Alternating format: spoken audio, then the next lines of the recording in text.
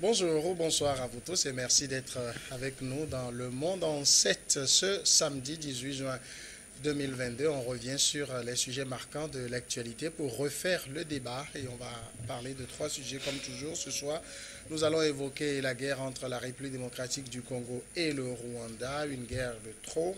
On ira du côté du Mali. Barkhane s'en va, mais son aviation reste dans le pays pour, dit-on, prêter main forte à l'aménagement.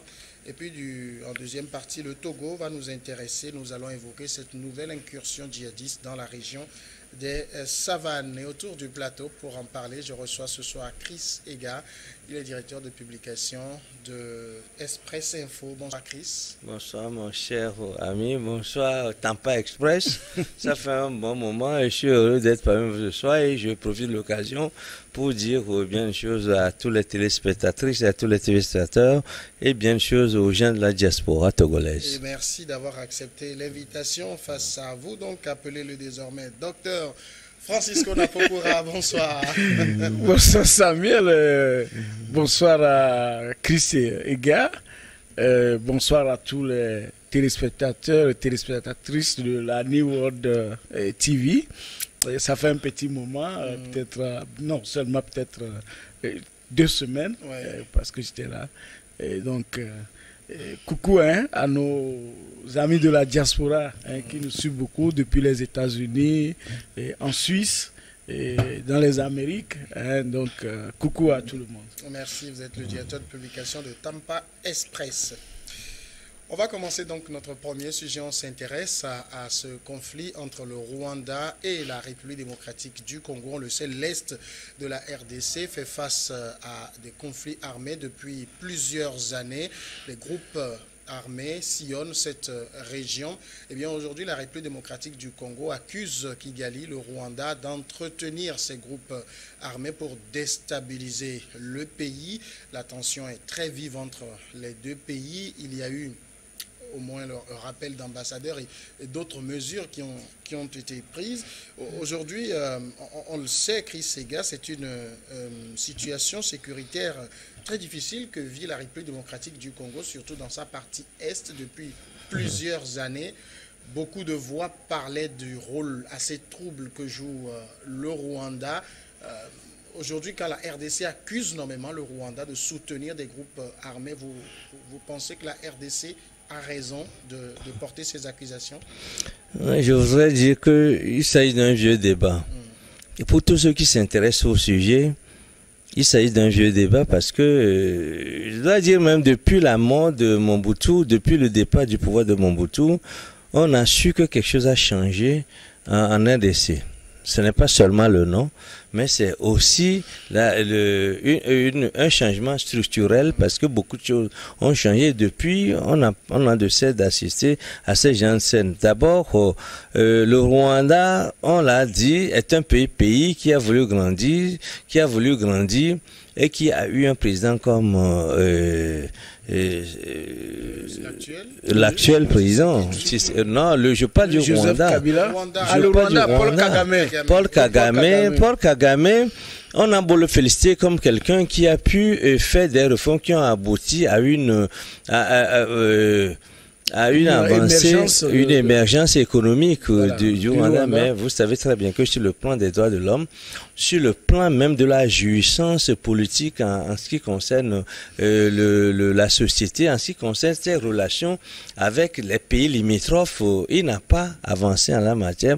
On s'est beaucoup posé la question de savoir si le Rwanda, aussi petit qu'il soit, n'a pas aujourd'hui l'envie de prospérer et de jouer un rôle de leadership dans la région. Mais jouer ce rôle-là ne voudra pas dire qu'il faut grossir au-delà des limites qui lui est imparties par les colons. Mais ce que nous constatons aujourd'hui, c'est que ce qu'on reproche aujourd'hui au Rwanda de Kagame, c'est ce qu'on lui a reproché déjà en temps lorsque le président Kabila père était déjà au pouvoir. Vous savez que Kabila était parti du Rwanda pour venir prendre le pouvoir. Et on l'avait dit sur ce même plateau que en parcourant l'itinéraire Rwanda et RDC, capitale, il s'est passé beaucoup de choses. Je crois que j'avais fait ce même débat avec Napokura, le docteur. On s'était dit que on ne peut pas quitter un jour Rwanda pour devenir président en RDC sans laisser des traces. Et aujourd'hui, c'est les réminiscences, les effluves de ce qui a été ce rapport-là conflictuel que les anciens colons d'abord entretenus entre les différents pays et qu'aujourd'hui, les supplétifs des mêmes pouvoirs entretiennent entre eux. Et c'est ce qui revient aujourd'hui. Qu'est-ce que le Rwanda veut? Le Rwanda dit qu'il n'est pas en train d'agresser la RDC. La RDC affirme le contraire. Mais l'architecture et physique qu'on observe sur la place voudra nous faire croire que lorsque vous prenez l'Ouganda, lorsque vous prenez le Rwanda, dans cette région-là, ceux qui sont partis du Rwanda, qui ont été défaits, la troupe de Habyarimana, qui avait quitté le Rwanda, s'est repliée sur la RDC, et ces gens-là sont toujours restés. De père en fils, ils ont maintenu une armée qui voudrait prospérer. Non pas sous forme d'armée, parce qu'ils ont été accompagnés par femmes, cousins, enfants. Et qui sont procréés. Ces gens-là ont grandi, ils ont créé aujourd'hui un peuple qui ne vit que sur cette terre de la RDC. Qu'est-ce que vous voulez que... Qui se réclament congolais aujourd'hui. Qui se réclament congolais aujourd'hui parce qu'ils sont nés au Congo. Ils sont mariés avec des Congolaises. Ils ont fait leur affaire au Congo. Ils sont devenus aujourd'hui des gens qui travaillent au Congo. C'est une situation complexe qui aujourd'hui, en principe, l'Afrique. À l'époque, le docteur l'avait dit, il avait dit précisément qu'il faut qu'il y ait dans la région un rassemblement qui permette aux gens qui sont dans cette partie de l'Afrique de se voir, de se retrouver pour réfléchir à la situation. Parce que vous savez que le Congo a au moins 6 pays limitrophes. Il faut que ces gens se retrouvent. Il s'agit du Burundi, du Rwanda, de l'Ouganda, etc., le Tchad, etc. Le petit Congo, il y a le parler de la chose. Je m'arrête là et je crois qu'on va avancer dans le débat. C'est quand même une situation, on sait qu'il y a des répercussions au niveau de la population congolaise qui a manifesté son mécontentement face à cette situation sécuritaire dans l'est du pays. On suit rapidement dans cet élément cette manifestation du mécontentement et on revient pour le débat. C'est maintenant 20 ans, le Rwanda nous agresse. Aujourd'hui, nous demandons la vigilance de la population. Aujourd'hui, tous, nous nous levons pour la cause de la nation. Et nous sommes derrière les FARDC, nos forces armées, qui est en train de se battre pour mettre hors d'état l'ennemi. Les Rwandais nous agressent et nous disons aujourd'hui à Kagame de cesser de jouer avec le Congolais. Pour le moment, notre pays est agressé par un pays voisin. Nous n'allons pas accepter ces grands désordres qui, n'est-ce pas, viennent de dater autant d'années dans notre pays. Et si aujourd'hui nous sommes rassemblés en ces lieux, c'est pour prouver notre soutien direct ou indirect à nos forces armées.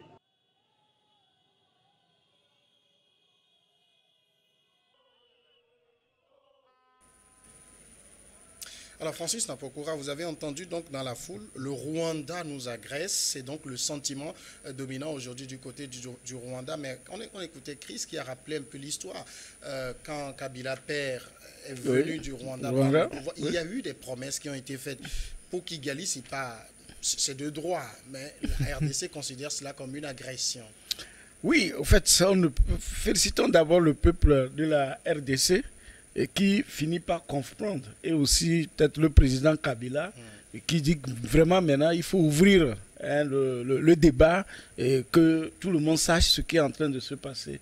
Et le modèle économique du Rwanda qu'on nous a toujours vendu, c'est un modèle basé sur les vestiges, sinon sur les morts en RDC, parce que toute la richesse de ce pays pratiquement proviennent de ces milices qui sont maintenues. Et également quand vous voyez Kagame, au fait c'est la continuité de l'Occident, c'est-à-dire que tel que les Blancs étaient venus en Afrique avec le miroir qu'ils ont miroité à nos vieux rois et par la suite ils ont été complices dans l'esclavagisme.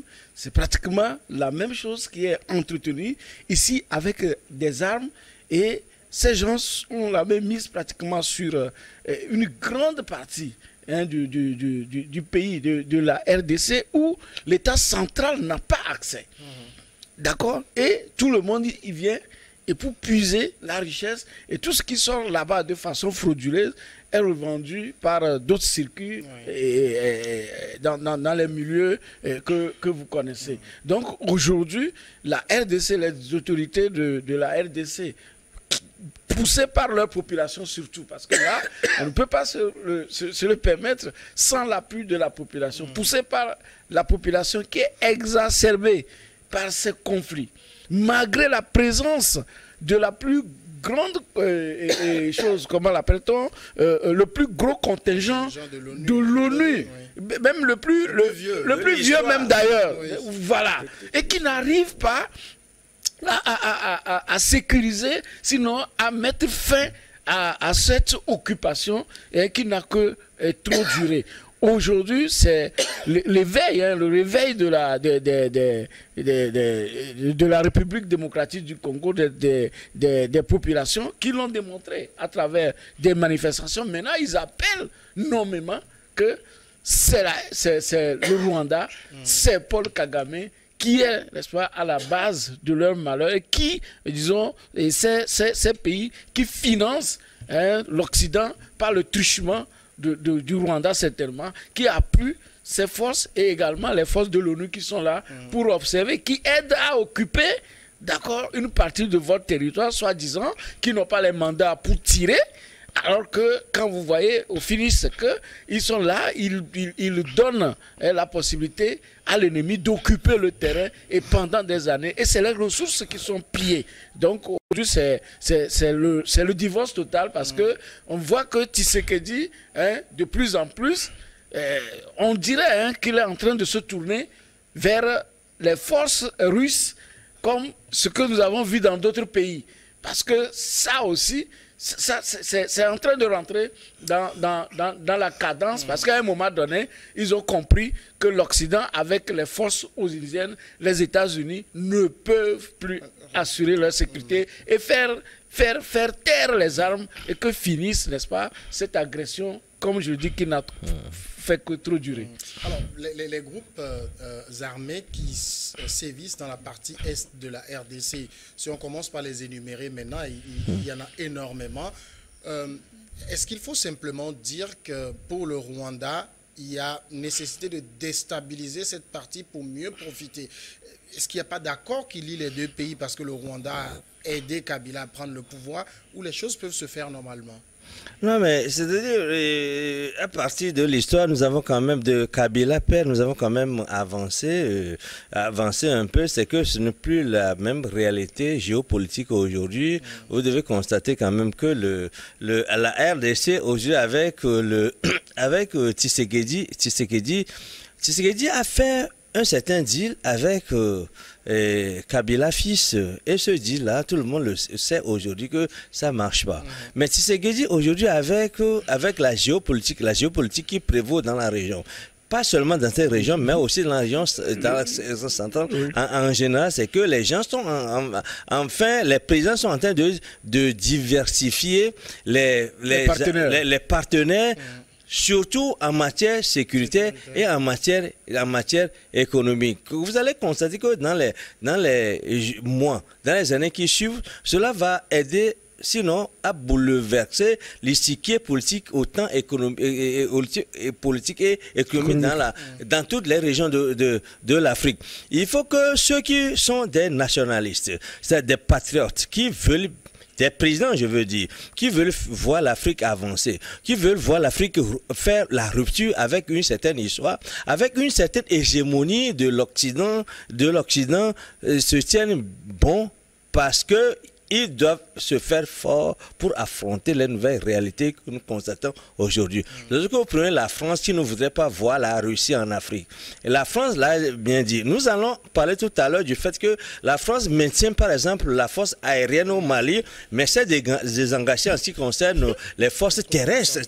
On va en reparler tout à l'heure. Ce sont des signes forts qui doivent montrer aux Africains que la France, quoi qu'on dise, ne veut pas perdre l'Afrique, parce que perdre l'Afrique sur le plan physique, physique voudra dire qu'elle perd l'Afrique sur le plan financier aussi. Et ça, si nous revenons aujourd'hui sur ce fait, c'est que peut-être qu'on nous dirait que nous sommes en train de faire la propagande, mais nous sommes en train de dire la réalité, une réalité que tout le monde ne constate pas, que ceux qui sont un peu éclairés peuvent aider les Africains en général à voir. Donc ça veut dire que pour Kabila, en l'espèce, il ne peut pas dire, il y a un accord qui m'a lié je veux dire pour Kagame, il y a un accord qui m'a lié à Kabila père, donc oui, j'ai des droits à revendiquer, il ne peut pas le dire. Mais comment il ne peut pas le dire? Parce que vous savez, les choses ont changé. Qui sont ceux qui sont au pouvoir aujourd'hui? C'est Tshisekedi. Oh, lorsque Kabila passait cet accord-là avec le Rwanda de Kagame, ça a été une époque d'une autre réalité. Vous constatez quand même aujourd'hui que l'accord que Kabila a passé avec Tshisekedi, c'est un accord qui permet quand même à Kabila de se protéger en tant qu'ex-président. Aujourd'hui, tout le monde sait que cet accord-là est capote, comme le disent les Russes. Cet accord-là est mort et c'est une autre réalité qui prévaut aujourd'hui. Kabila, fils, aujourd'hui, ne peut pas se prévaloir de l'accord que son père a signé avec le Rwanda. De la même façon, Tshisekedi ne peut pas se dire qu'il va se contenter de respecter l'accord qu'il a passé avec Kabila fils. En ce sens que nous sommes aujourd'hui dans une autre réalité, il faut quand même faire un recours à l'histoire et comprendre que si on maintenait ces accords-là, ça ne fait pas la réalité, ça ne fait pas le bonheur des Congolais d'aujourd'hui. C'est-à-dire que Tshisekedi Tshisekedi qui est au pouvoir aujourd'hui voudrait s'approprier de tous les atouts que lui offre la RDC. Il ne peut pas se prévaloir de l'histoire et dire que ce n'est pas cette histoire-là qu'il peut faire avancer la RDC. Cela est normal. On dit souvent que les accords n'engagent que les signataires. Cet accord dont vous parlez n'engage que ceux qui l'avaient signé. Et je crois que Tshisekedi dit aujourd'hui clairement que cet accord ne l'engage pas. Ceci parce que nous sommes en face d'une nouvelle RDC et cette RDC-là fait obligation à Tshisekedi de jouer avec les paramètres d'actualité pour avancer. Les paramètres aujourd'hui, c'est que l'Afrique est en rupture d'une certaine façon avec l'Occident. L'Occident de Macron, l'Occident de tous ceux qui avaient tenu l'Afrique dans une certaine déni de la réalité, déni de l'actualité. Donc aujourd'hui, vous comprendrez quand même que lorsque Tshisekedi voudrait avancer, il va rencontrer des forces d'inertie sur le terrain. Et ces forces-là, c'est ce que nous constatons aujourd'hui avec la reprise de la guerre au nord de la RDC. Parce que les mêmes qui, entre-temps, avaient fait la guerre à Tshisekedi, c'est les mêmes qui reviennent aujourd'hui. Nous l'avons dit, et Kagame voudrait se faire quand même de l'espace. Cet espace-là, il l'avait entre-temps, parce qu'on a besoin de cet espace-là pour faire l'économie au Rwanda. Je voudrais préciser ceci pour terminer, c'est que les gens ne se rendent pas compte que Kagame, dont on parle aujourd'hui, a bénéficié beaucoup de l'opportunité financière que lui a offerte l'Occident, parce qu'il y a eu quand même ce que nous appelons génocide. Kagame a bénéficié de la compassion internationale et c'est surtout ça le fonds de commerce essentiel de Kagame. Il faut qu'on le dise. Kagame n'a pas fait de miracle parce que Kagame a été assisté, parce qu'il était arrivé au pouvoir dans des conditions spéciales. On l'a beaucoup assisté. L'Occident l'a beaucoup assisté. L'Occident a mis à sa disposition d'énormes fonds qu'il a utilisé pour développer. Maintenant, aujourd'hui, que l'Occident est en train de reculer, il faut que Kagame se crée des opportunités pour maintenir la courbe du développement qu'il a à partir même des richesses des voisins. C'est ça, parce que tout autant l'Occident lui a offert ces opportunités en lui apportant des fonds de compassion, l'Occident a été permissif aussi en ce qui concerne l'expansion du Rwanda au niveau des pays voisins. Ça, il faut le dire, ça fait deux paramètres essentiels dont il faut tenir compte en parlant aujourd'hui de la prospérité économique de Kagame. En l'état actuel des choses, on sait que j'ai envie de dire, le conflit il est larvé. Il n'y a que la guerre pour régler cette situation. Et si c'est le cas, entre l'armée, la FARDC et l'armée congolaise et rwandaise, le rapport de force penche de quel côté? Non, ça serait forcément vers la RDC, vers Tshisekedi, parce qu'aujourd'hui, c'est la population qui dit nous sommes derrière nos forces régulières. C'est ça qu'on veut dans tous les pays.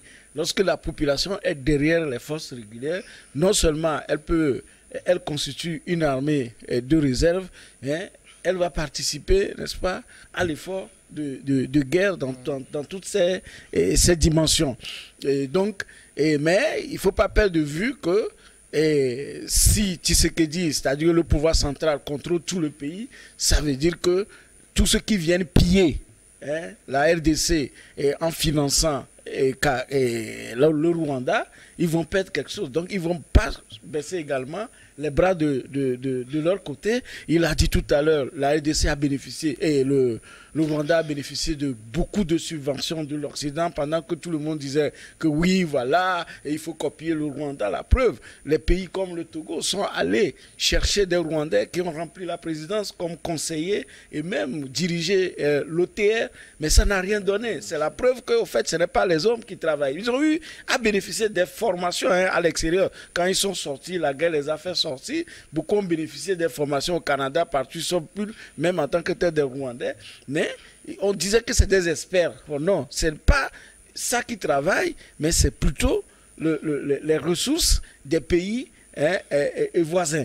Et comme preuve, vous voyez tout dernièrement, avec même l'accord de la Grande-Bretagne avec le Rwanda pour le rapatriement des demandeurs d'asile des pays vers le Rwanda, c'est le retour de l'ascenseur, comme on le dit, et parce qu'on vous a plusieurs fois et longtemps financé. Bon, maintenant on dit bon, on a des réfugiés et on a des exiliés qu'on ne veut pas accueillir chez nous parce que ils sont des personnes de race que nous n'aimons pas ou de religion qu'on n'aime pas. Ok, on vous les déverse.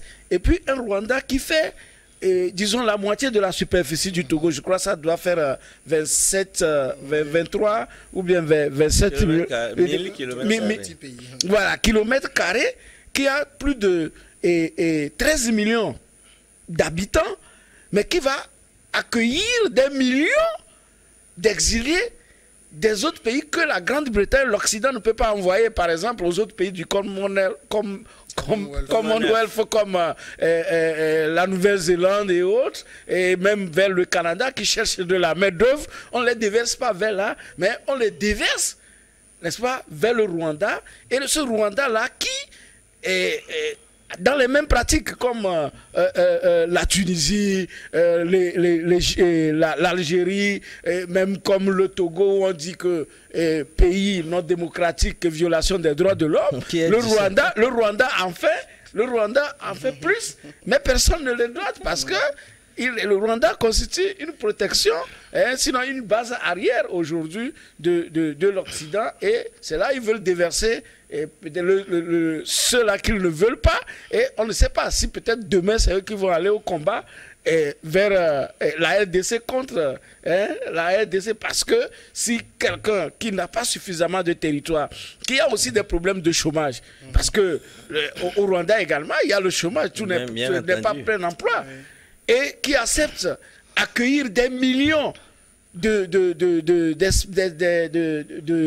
demandeurs d'asile qui sont déjà sur le terrain en Occident, qui veulent venir revenir et en Afrique.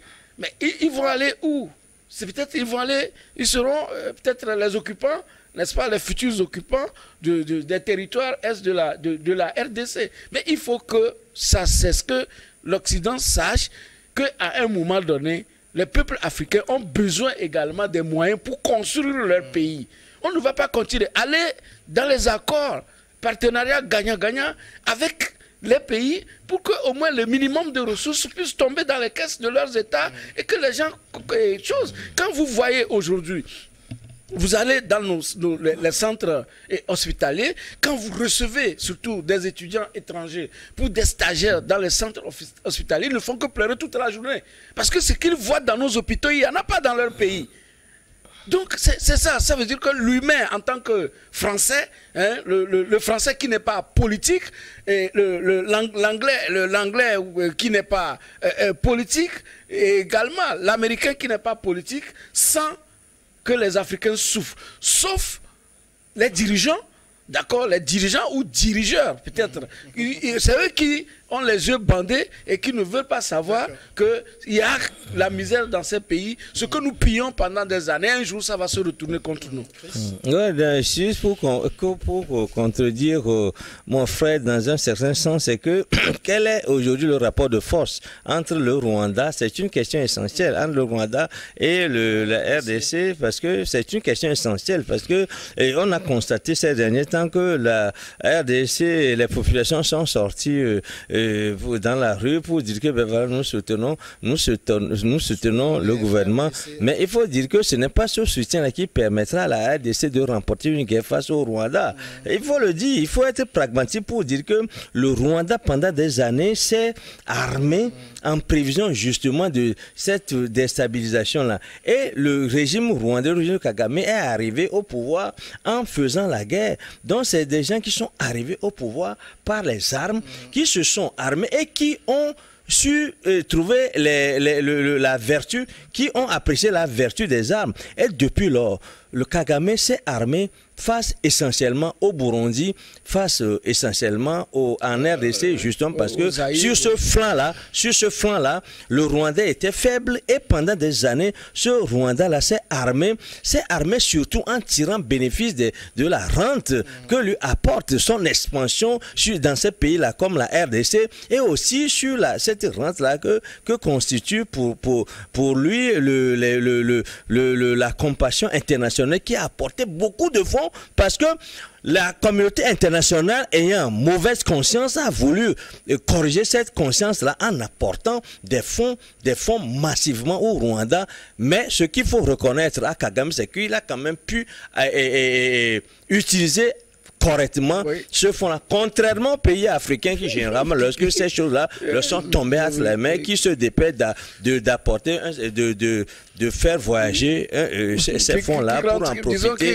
Donc aujourd'hui, la RDC, quoique tonitruante, ne peut pas s'engager dans une guerre aujourd'hui contre le Rwanda, parce que le Rwanda dispose des armes que lui avait fournies un certain pays de cette communauté internationale qui voudrait qu'il y ait stabilité. Donc si les populations vont aller dans la rue, soutenir leur régime, mais qu'est-ce qu'il en est aujourd'hui des rapports de force entre le Rwanda et la RDC? Le rapport de force est en faveur du Rwanda parce que techniquement et du point de vue de la professionnalisation de l'armée, le Rwanda est tout simplement plus fort, très en avant sur la RDC. Pour l'aider à chuter, mais qui aurait cru que l'Ukraine, dans ces zones, allait résister? Parce que l'Ukraine a été massivement soutenue quand même. Voilà, oui, mais visiblement, les gens ne savaient pas qu'il y avait aussi une foudre de guerre là-bas. Donc, disons que sur le terrain, en Ukraine, quand même, ce n'est pas une guerre totale. Comme on dit, full war, ce n'est pas ce qui se passe aujourd'hui. D'accord. Deuxième sujet maintenant, c'est le Mali. On va parler de Barkhane. Barkhane qui est sur le départ, on le sait. D'ailleurs, sa base de Ménaka a été transférée à l'armée malienne. Barkhane veut partir, mais veut conserver son aviation au niveau du Mali pour pouvoir venir en appui, dit-on, à la MINUSMA qui, elle, reste dans le pays, la MINUSMA, la force des Nations Unies déployée au niveau du Mali. C'est ce que les autorités françaises ont laissé entendre lors du dernier sommet de l'ONU. Refus catégorique de la part des autorités maliennes qui demandent un désengagement total de la France du côté du Mali. On le voit, Francisco, Barkhane c'est la France veut partir mais veut avoir un pied dans le Mali. Oui, c'est ce que personne ne comprend parce que vraiment, c'est le mariage, le divorce peut-être le plus difficile du siècle.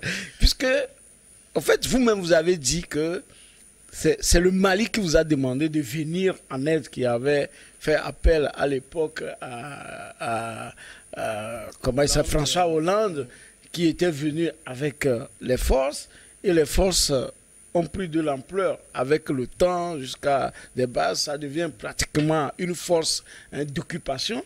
Et aujourd'hui, les gens disent, bon, nous avons de nouveaux partenaires. Vous êtes les premiers à les décrier, que voilà, les partenaires qui viennent, c'est des assassins, c'est quoi, monter des vidéos, on dit, bon, ok, on ne veut plus de vous, partez. La preuve, les gens devraient prendre même, disons, la présidente de la G7, du G5 Sahel, vous avez refusé. Alors que dans les clauses, il n'y a aucun accord, rien n'interdit à un pays de prendre la tête. C'est lorsque le tour du Mali vient pour prendre la tête, on dit non. Et les Maliens disent non, si ça n'est ainsi, ok, on fait un blackout surtout, oubliez le contrat, bien sûr, c'est un ancien président qui avait demandé l'aide de la France, c'est la continuité de l'État. Celui qui est venu dit non, on met fin à ce contrat. Mais on voit mal cette réticence, ce refus catégorique de la France de quitter sous le prétexte que nous luttons contre le terrorisme. Si c'est facile, pourquoi les autres pays du G5 Sahel, par exemple, n'acceptent pas leur donner la même proportion de terre pour occuper et installer leur base? Parce que d'autres sont pratiquement demandeurs. Quand nous écoutons Bazoum du Niger, on a l'impression qu'il est très enthousiasmé d'accueillir toutes les forces du monde, que même toutes les forces, les bases militaires des autres pays viennent s'installer dans son pays. Donc, pourquoi ne pas? Et forcément, c'est la terre du Mali qui est aussi intéressante, et que la France qui déplore toujours que ils perdent leurs soldats, on dit on ne veut pas de vous, vous voulez, non, nous allons rester. C'est ça aussi qu'il faut un jour qu'on explique au peuple africain, parce qu'aujourd'hui c'est incompréhensible. Ils ont un partenaire, bien sûr que la lutte n'est pas aussi, disons, efficace sur le terrain, mais ils ont un partenaire avec qui ils évoluent. Donc laissez-les faire pour qu'on sache quelle est... Pour qu'on tire les conclusions qui s'imposent. Je dis que tout ce que nous traversons dans nos pays, même si c'est un coup d'État, le condamner, on le fait pour rien, parce que nous étions tous dans la médiocrité. C'est-à-dire dans tous les pays, c'est la médiocrité. Mais essayer une autre médiocrité, bon, ça ne coûte rien. Il faut aller et voir si ça va marcher. Aujourd'hui, nous avons vu, qu'on le dise, les Russes ne viennent pas pour les beaux yeux des Africains, ni avec la Bible, que voilà, vous serez saint, on est saint, on ne va rien piller, mais ils auront leur part. Ça, c'est très évident. Mais les gens qui étaient là avant la colonisation, qui nous ont colonisés, d'accord, ils étaient là jusqu'à l'esclavage avec les bases, que ce soit dans les pays comme... Dans pratiquement tous les pays, il y a les bases militaires, mais ces bases n'ont pas pour autant assuré la sécurité de ces pays. Ça veut dire que ce n'est pas efficace. Maintenant, il y a de nouveaux partenaires qui viennent, qui ont déjà fait leurs preuves. On a vu en RCA, lorsqu'ils sont rentrés en Bangui, et c'est grâce aux forces russes qu'ils sont partis. Et puis quand nous voyons même la continuité même de la force russe aujourd'hui, on dit que c'est parce que la Russie a lancé une guerre contre l'Ukraine que le monde a faim. Et le monde aura faim, tout le monde crie. Est-ce que vous voyez? Donc, on voit que quelque part, même la même France qui refuse de quitter cette terre, de libérer cette terre, n'est pas en mesure de protéger ni de donner à manger aux gens qu'il dit en train de protéger. Donc, il faut vraiment d'autres partenariats, il faut réfléchir. Et je l'ai dit tout à l'heure, ce qui est en train de se passer en RDC, c'est qu'ils sont déjà en train de faire les yeux doux aux mêmes forces, à la Russie. Et là, on verra que sur le continent totalement, c'est la guerre.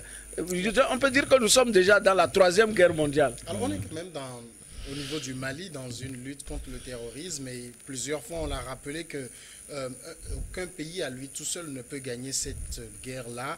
Aujourd'hui, la MINUSMA dit, moi j'ai besoin d'appui aérien.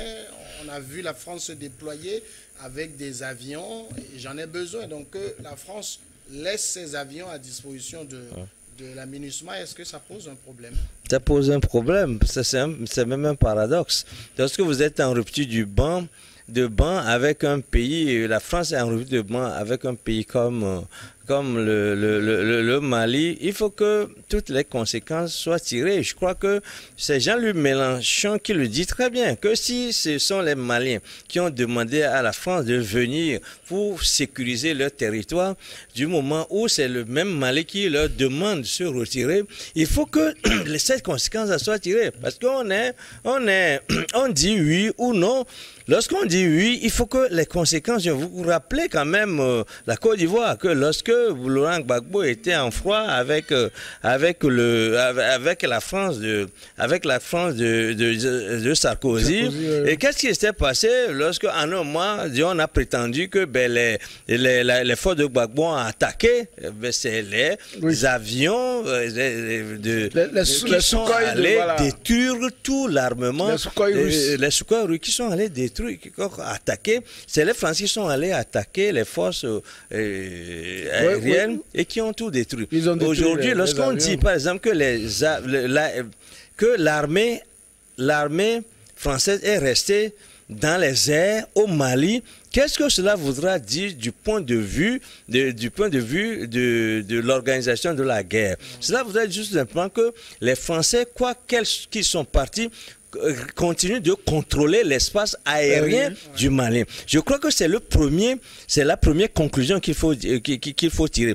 Ce n'est pas qu'on met à disposition d'une certaine force, la force aérienne française, mais si les Français sont restés par leur base aérienne au Mali, la première chose qu'il faut constater, c'est que la France continue de contrôler l'espace aérien malien. Qu'est-ce que cela voudra dire? C'est que lorsque la France est présente dans les airs, la France contrôle le déplacement des terroristes et la France contrôle aussi le déplacement de la force nationale malienne. Or, aujourd'hui, qu'est-ce que nous entendons surtout sur les médias? Les exactions, les supposées exactions de la force malienne ici ou là, on a tué, on a enterré, etc. Qu'est-ce qu'on conserve? Et le Mali s'est déjà plaint du fait que les Maliens, l'armée française a survolé de façon illicite l'espace malien. Donc, la conclusion qu'il faut tirer aujourd'hui en ce qui concerne le maintien de la force aérienne au Mali, c'est que d'abord, ça a des raisons techniques, des raisons de surveillance, des raisons de contrôle, des raisons de renseignement, parce que la France a besoin de savoir ce qui se passe au Mali. Et ce qui se passe au Mali, si la France veut savoir, c'est que la France maintient cette base-là, survole le territoire malien, que le Mali le veuille ou non, la France va continuer de survoler ce territoire pour avoir des renseignements, pour en connaître sur le déplacement des uns et des autres, pour dire au monde entier, surtout à l'Occident, ce qui s'est passé. Nous le disons sans oublier que déjà les satellites français, les satellites de l'Occident sont déjà braqués généralement sur le Mali. On contrôle tout le mouvement des troupes maliennes dans tout leur compartiment au Mali. Donc lorsqu'on nous dit que cette force-là est maintenue au Mali, la première conclusion qu'il faut tirer, ce n'est pas parce que une force a besoin de ça, mais c'est pour contrôler le Mali, c'est pour surveiller le territoire malien. Voilà. Attends, qui finance et qui guide et quels renseignements vont aux terroristes? Nous avons vu par l'histoire même la plus récente que les forces de François Bozizé, ils ont attaqué la Centrafrique. Ils se sont réfugiés où? Ils se sont réfugiés au Tchad où Emmanuel Macron est venu installer le fils Déby. Et c'est des gens qui sont à N'Djamena et autres, à la capitale même. Donc, toutes ces forces sont repliées là-bas. Et si on voit l'aide que la France apporte, ou bien la coopération française et tchadienne, on sent que les rebelles, on peut dire que les rebelles qui ont attaqué la Centrafrique, qui ont été repoussés par les forces russes, qui se sont réfugiés ici. Donc, certainement que c'est la France qui a négocié à ce que mes rebelles viennent rester chez vous.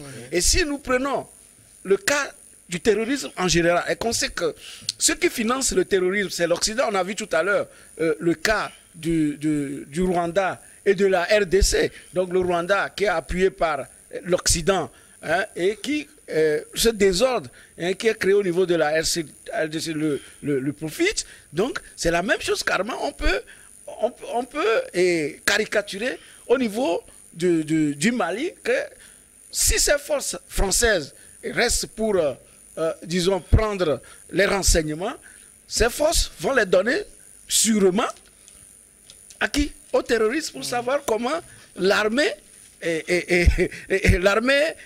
disons, malienne, hein, et ces troupes, hein, qui viennent en aide, comment ils roulent sur le terrain, pour savoir comment aussi les attaquer au moment opportun. Voilà l'enjeu sur le terrain, parce qu'il y a totalement une crise de confiance. Ces forces sont là, que ce soit les Américains et autres, au Sahel, avec leurs renseignements, mais tout dernièrement, comment on l'appelle, le Niger, qui est leur propre ami, le Niger vient d'acquérir des drones turcs. Des drones turcs pour travailler, parce que ces drones ont fait leur preuve, et tout dernièrement, au Kenya, d'accord, on fait leur preuve lorsque les rebelles ont attaqué, il a fallu après qu'on déverse les drones qui ont fait du boulot. Donc, si vraiment la force occidentale, américaine, tout ça là, marchait, on n'en serait pas là aujourd'hui. Ces terroristes n'allaient pas prendre autant d'ampleur et aujourd'hui se déverser vers les pays de la côte. Vous savez qu'au niveau des Occidentaux, on pose la même réflexion, on l'a fait dans l'autre sens, si on n'avait pas été là. Oui, mais si on n'avait pas été là, si on n'avait pas été bombardé la Libye, d'accord? Oui, là, si ne s'était pas entendu pour aller bombarder la Libye, tuer Kadhafi, pour faire déverser les armes qui ont quitté de l'autre côté. Et puis ça ne s'arrête pas là. Les rebelles continuent de s'armer tous les jours. Qui les arme, qui les finance? C'est ça le problème. Et on sait à qui finalement profite le crime. Tous les gisements, hein, or et autres qui sont extraits des sous-sols sont revendus par des chemins occultes et qui vont où? Donc voilà le problème. Oui, j'ai la réponse, comme il le dit, pour aller dans le même sens. C'est que ce que les gens doivent savoir, c'est que l'histoire du djihadisme, du violent au Sahel n'a pas commencé comme ça parce que les djihadistes ont voulu créer du califat dans le Sahel. Ça avait commencé par les visées sécessionnistes des Peuls, pas seulement des Touaregs, au nord du Mali. Il faut qu'on place les choses dans leur contexte. C'est que, à l'époque, c'était Sarkozy qui était aux affaires en France, qui avait reçu les Touaregs, parce qu'il y a les preuves pour ça, qui avait reçu les Touaregs à l'Élysée et qui leur avait promis que maintenant, il est temps que vous puissiez créer votre État, l'Azawad, au nord du Mali. Et c'est à partir de ce moment que la France a commencé à fournir des armes d'abord aux Touaregs, aux sécessionnistes, et vous allez comprendre que lorsque les Touaregs ont déclenché leur mouvement armé, ils ont fait mouvement pratiquement aux portes de Gao. Ils ont conquis même Gao et se sont arrêtés à un moment donné. Qu'est-ce qui les avait? Quel est le pays qui les avait arrêtés? C'est la France qui avait posé un haut là, qui avait dit que ça s'arrête là et qui voulait contraindre le pouvoir central malien à entrer en négociation avec les Touaregs. C'est comme cela que cela avait commencé. Cela n'avait pas, les agitations au Mali n'avaient pas commencé par le mouvement djihadiste. Ça avait commencé par ces mouvements sécessionnistes qui engageaient l'État malien contre les Touaregs du Mali, du nord du Mali. Et c'est seulement dans la foulée qu'avec ce qui s'était passé en Libye, et là encore, c'est le même président Sarkozy qui avait défait Kadhafi et qui a permis la débandade de la troupe de Kadhafi qui s'est répandue un peu partout. Et c'est parti de cette troupe-là qui est venue renforcer les Touareg. Et au départ, vous avez constaté qu'il y avait différents mouvements. À un moment donné, ceux qui défendaient, qui voulaient créer l'État et l'Azawad ont été défaits par les djihadistes. Vous comprenez quand même que c'est comme cela que cela s'était passé. C'est que ces gens, c'est que les Touaregs étaient sur le terrain. Les gens qui étaient venus de Mali étaient venus les défaire. Les djihadistes étaient venus du Mali, ont fait une guerre contre les Touaregs, les ont défaits, se sont installés à leur place. C'est à partir de ce moment-là que tout cela a commencé. Donc, ce qui est en question, dit que si on n'avait pas été là pour chuter, c'est pour dire que... C'est vous qui les avez envoyés? Ils ont été là parce qu'ils les avaient envoyés, parce qu'ils ont voulu y être. Ils les ont envoyés, voilà. Ils les ont suivis. Voilà. Et il y a une documentation en la matière qui montre clairement que c'est Sarkozy qui a armé les Touaregs. Ensuite, Sarkozy a défait Kadhafi et la débandade des troupes a fait en sorte que ces gens-là sont venus renforcer les djihadistes qui ont défait ensuite les Touaregs. Et ils se sont installés et depuis l'histoire du djihadisme a commencé au Mali. Cela a une histoire. Très voilà. Non, mais quand nous voyons toutes les guerres, même en Libye, même les troupes du général Haftar face contre... Même dans l'artillerie, on avait trouvé entre-temps que même les obus français était au niveau du général Haftar. Et puis général Haftar, c'est un homme c'est un Américain. Un Américain. Il a été envoyé, mais quand les gens ont voulu en parler, on dit que c'était pour destruction. Et la destruction se retrouve sur le terrain de combat. Donc voilà comment les gens arment les peuples contre des peuples en les divisant. Et aujourd'hui, ils se disent qu'ils viennent en force d'interposition, sachant que ces forces, c'est pour laisser perpétuer, n'est-ce pas, ce mal, diviser le pays en deux. Et que comme c'est des rebelles, ils n'ont besoin que du peu.